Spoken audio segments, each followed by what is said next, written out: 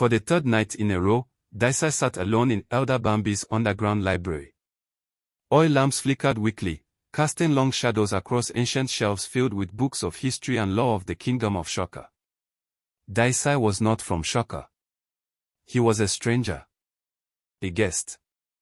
A man whose past had been buried by exile. Yet his heart beat to know more about this kingdom. And it's all because of one lady. Her name was Hilary. He had met her only twice. The first time was at the market. Her beauty had caught his eyes before he even realized he was staring. The second time, she spoke. Her words were calm. Her mind was sharp. Her confidence was quiet but unshakable. From that moment, Daisai's sleep abandoned him. And then came the accusation. Hilary had been charged with witchcraft. In Shaka, witchcraft was not questioned. It was judged.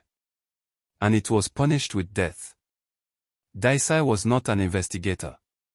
Not a soldier. Not a son of the kingdom. But Elder Bambi, the old man who had taken him in, was more than a host.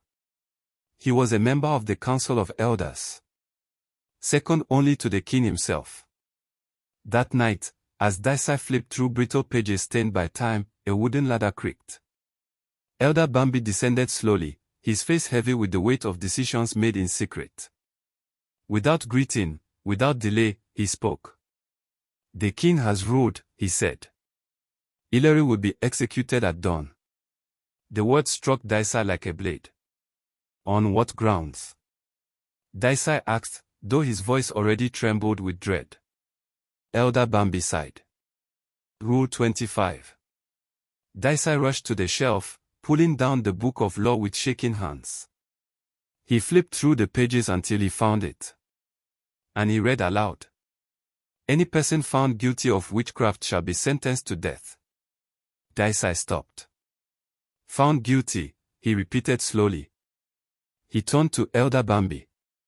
The old man looked away. Then, the truth began to spill. There was no evidence against Hilary. No curse. No ritual. No darkness. She had been accused by her employer, the king's daughter.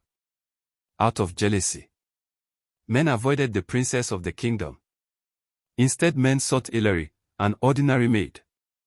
Enraged, the princess whispered poison into the ears of the council. Hilary was tested. Fire. Water. Herbs. Sacred chants. She passed every trial. Still, the king ordered her execution. Why? Because Rule 26 declared that anyone who wrongfully accused another person of witchcraft would be sentenced to death. If the truth was revealed to the public, the king's daughter would be condemned to death. So the king chose blood over justice. Daisai felt something inside him break. And he must think fast because Hilary would be executed the next day. Daisai emerged from the underground library in Elder Bambi's house and stepped into the open yard beneath the stars and whispered a name that did not belong to this world. Dofa! The invisible horse arrived like a sudden breath of wind. He instructed Dofa to check the security level at the prison where Hilary was kept. Moments later, Dofa returned with grim news that Hilary was under maximum security. Too many soldiers. Too much still. But Daisai wanted no blood. Yet within him lived a power he had sworn never to use again. A power that had destroyed his homeland. A power that had made kings afraid. He felt like using the power now, but quickly discarded the idea. It was the reason behind his banishment from his fatherland. As the only survivor of his bloodline, he had no relatives left in his fatherland.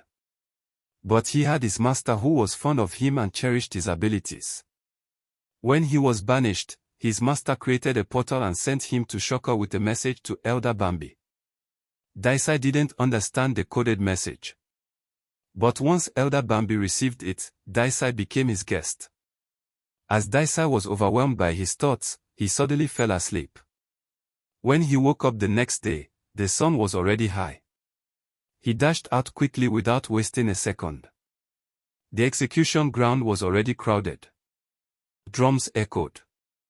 Chants rose. Death waited. Hilary knelt before the guillotine. Her eyes were closed, not in fear, but in surrender. At that moment, Daisa hovered above the crowd on Dofa, unseen. The executioner raised the serrated blade. 1 breath. 2. 3. Daisai whispered his forbidden words. Freeze! Freeze. Then time stopped at once. The world stopped moving. Drums froze mid-sound. Dust hung motionless in the air. The blade paused inches above Hilary's neck. Daisai stepped through time itself. He touched Hilary and she gasped, alive, awake, confused. There would be explanations later. Daisai unchained Hilary immediately and Dofa carried them away at full gallop. Then Daisai whispered again. Unfreeze. When time resumed, panic erupted among the villagers. The prisoner was gone. The law had failed. But the truth was far greater than anyone realized. Because Hilary was not merely innocent. She was the reincarnation of Shaka's first lawgiver. The woman whose blood had written Rule 25 and Rule 26. Daisai's master had known. The exile. The portal. The coded message to Elder Bambi. Daisai was never sent to hide. He was sent to restore balance. The law had tried to kill its own creator. And now, Shaka would face judgment.